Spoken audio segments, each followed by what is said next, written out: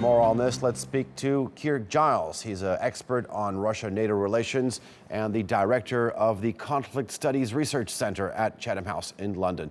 Keir, thank you very much for joining us. Now, do you think this escalation between Turkey and Russia can be contained between the two countries, or do you think it's likely to spill over into Russia's relationship with NATO? It should not spill over. At the moment, there doesn't seem to be any desire from any of the three sides involved, Turkey or NATO or Russia, to actually escalate it to that level. Turkey seems to have been very careful to inform NATO but not to involve it. And NATO, meanwhile, has responded with the most uncontroversial possible statements in support of Turkey. And Russia, of course, has a long history of preferring to deal with these issues on a bilateral basis rather than involve international organizations like NATO or the EU. So unless something changes dramatically, I would not expect it to escalate to that level.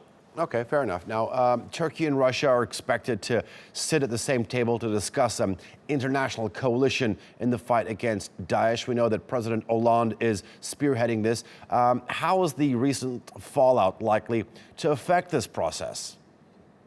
Well, there's an underlying mystery behind this whole process. We see President Hollande traveling around trying to gather support for a coalition, but it remains unclear just how exactly Russia can support it when the basic objectives of Russia and all the other countries involved in Syria are so incompatible. The end state that each side wants has absolutely nothing in common. So beyond the intelligence sharing agreement and apparently some deconfliction that has been agreed between Russia and France yesterday, it's hard really to see how you can call it a coalition if you don't actually share any objectives.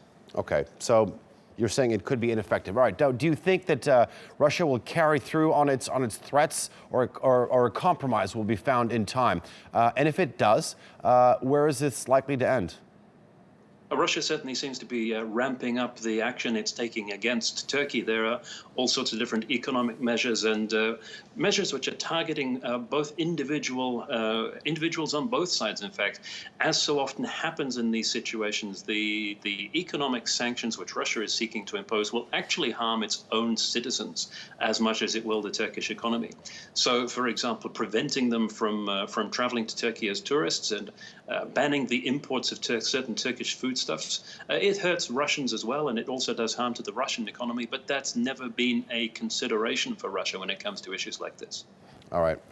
Keir Giles from Chatham House, we thank you for that analysis.